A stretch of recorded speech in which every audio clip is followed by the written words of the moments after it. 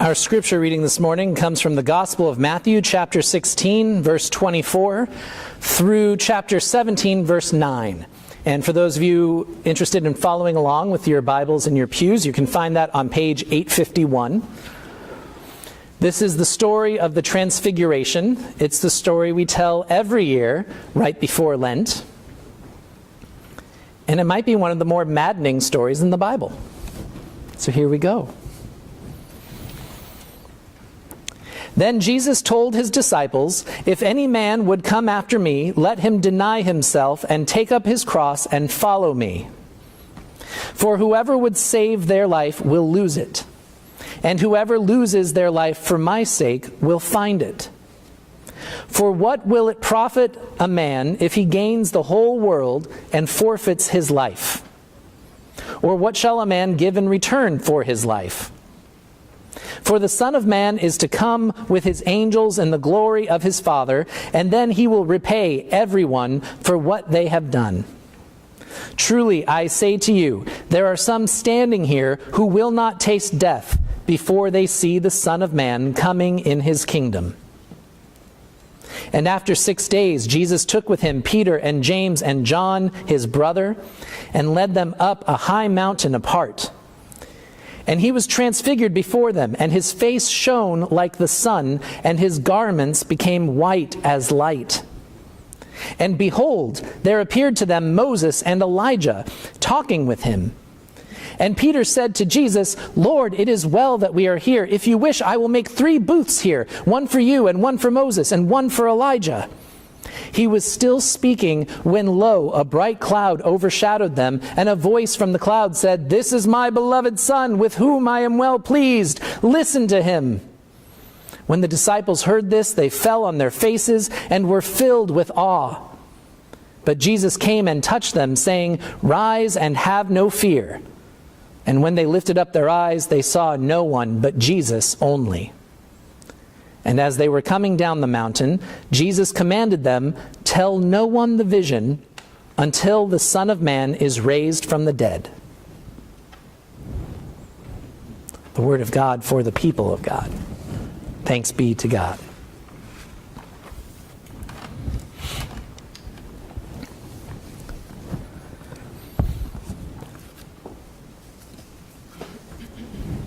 From my particular vantage point, the way I observe this story, I can tell you that it's the last line, the very last line of the entire thing, that is the key to understanding, to having a deeper meaning of what's really going on here.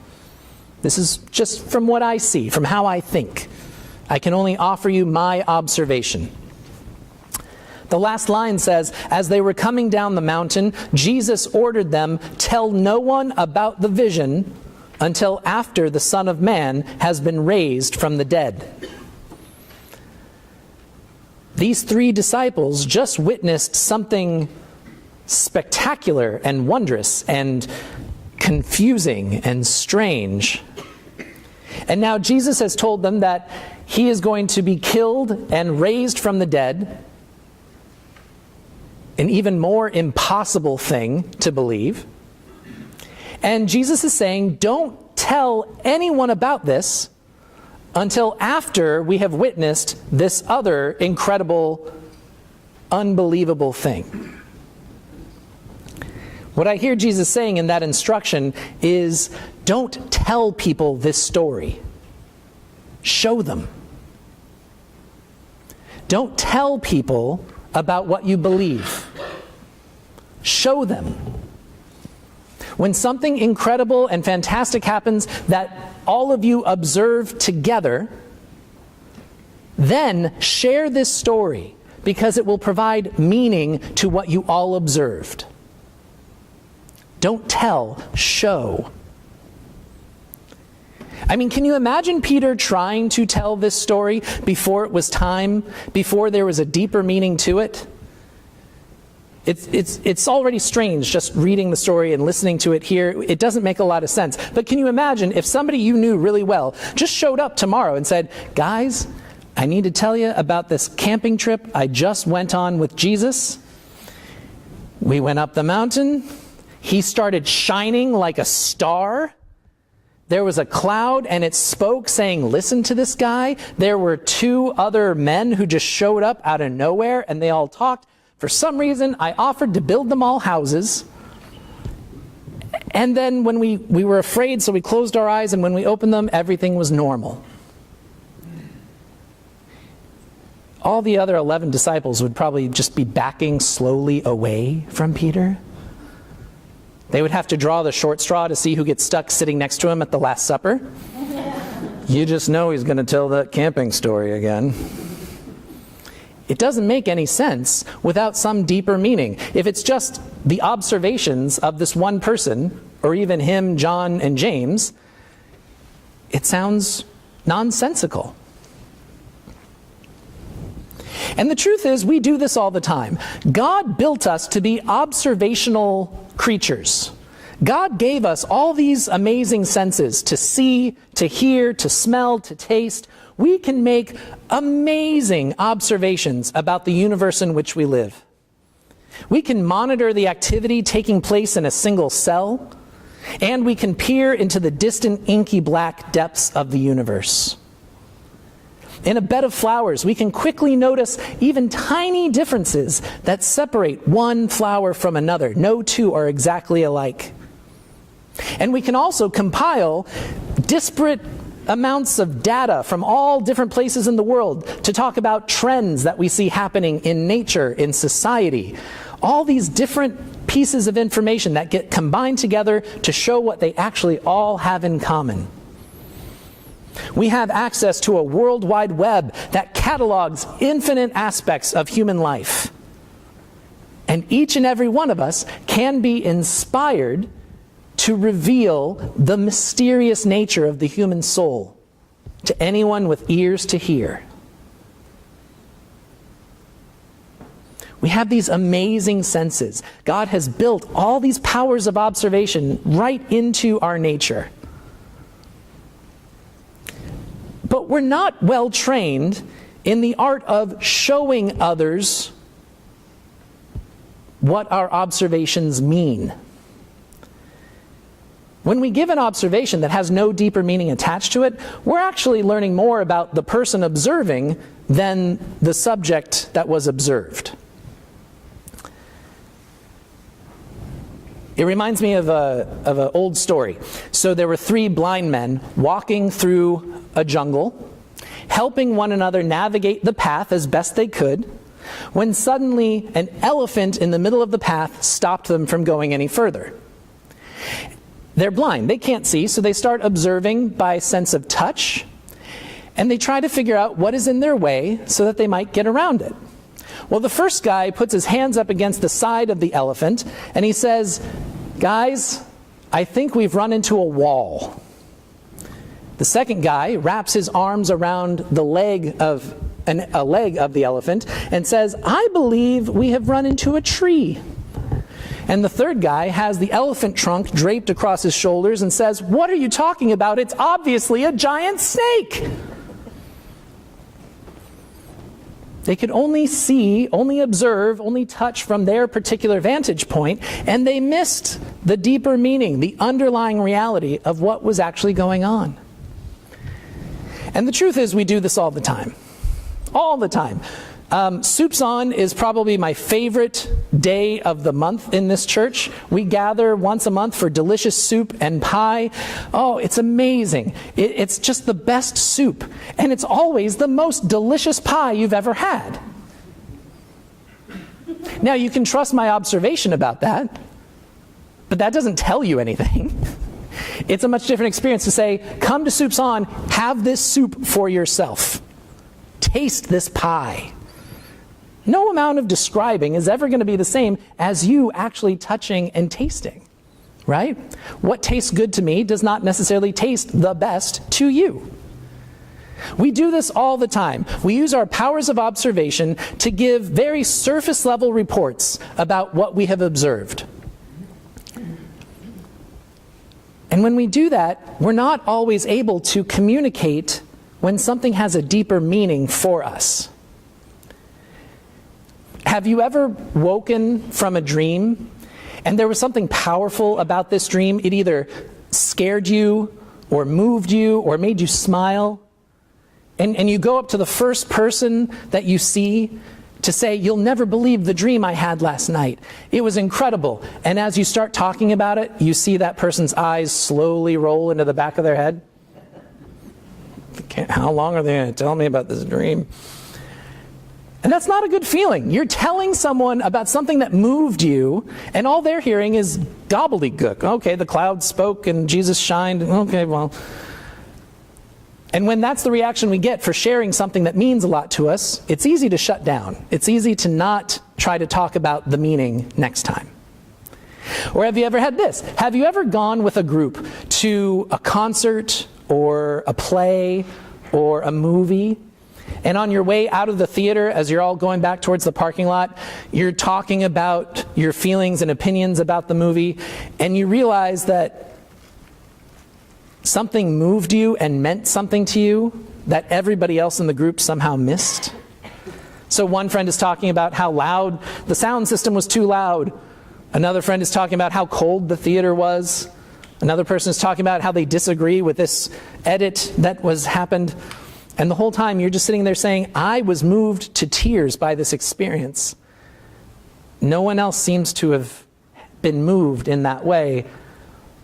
And very often I think we find ourselves letting our friends have these conversations about what they liked, what they didn't like. And we just sort of sit quietly in our seat, wondering, how do I communicate what this meant to me?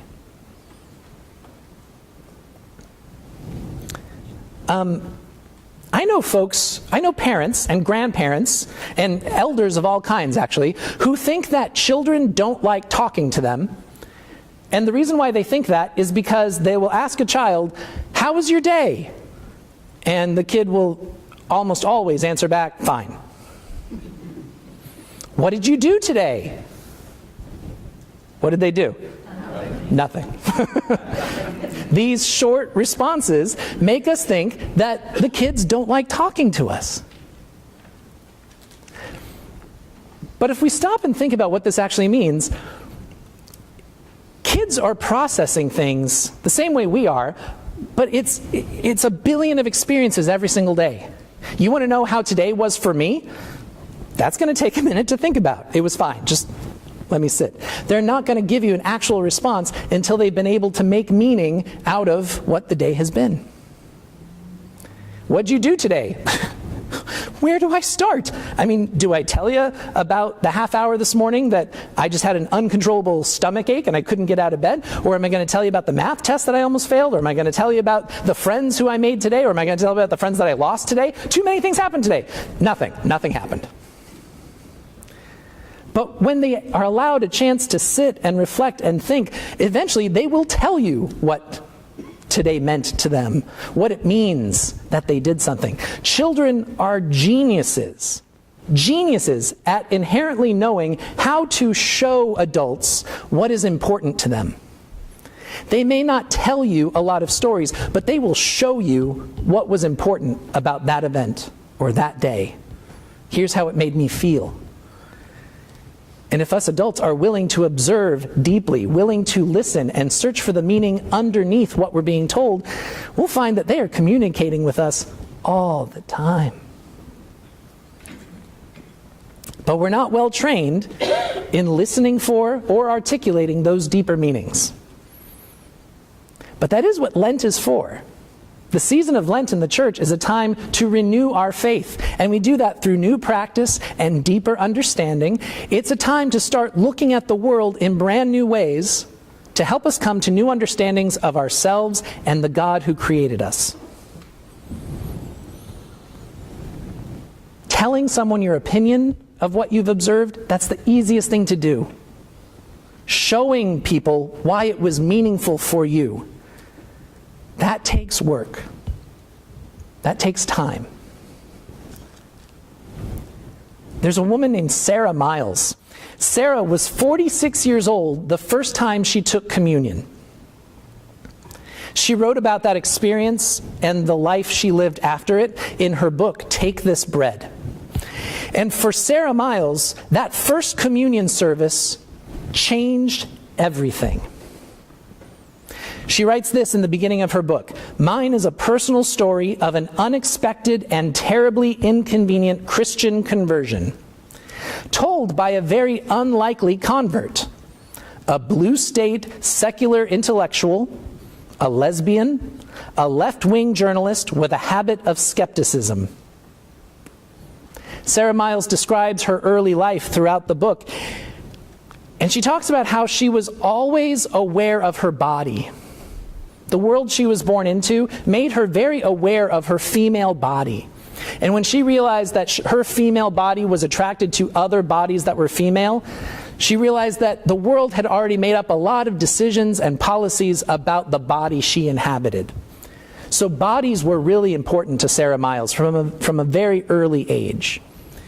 And when she was educated and trained to be a journalist, she took on assignments in war-torn countries, not just to report on what was happening, but to try to use those stories to end the wars, to try to alleviate the suffering of the people there any which way she could.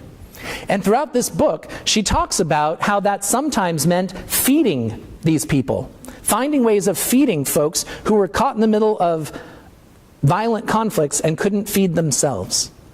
So bodies and feeding people, these were always really important themes in Sarah's life. But something happened on that morning when she ate bread and drank wine in the service of communion for the first time. And it was in that moment that all the disparate images and visions and experiences and observations from her life were all brought together to make one big meaning. She writes this: "Eating Jesus, as I did that day, to my great astonishment, led me against all my expectations to a faith I had scorned and work I had never imagined.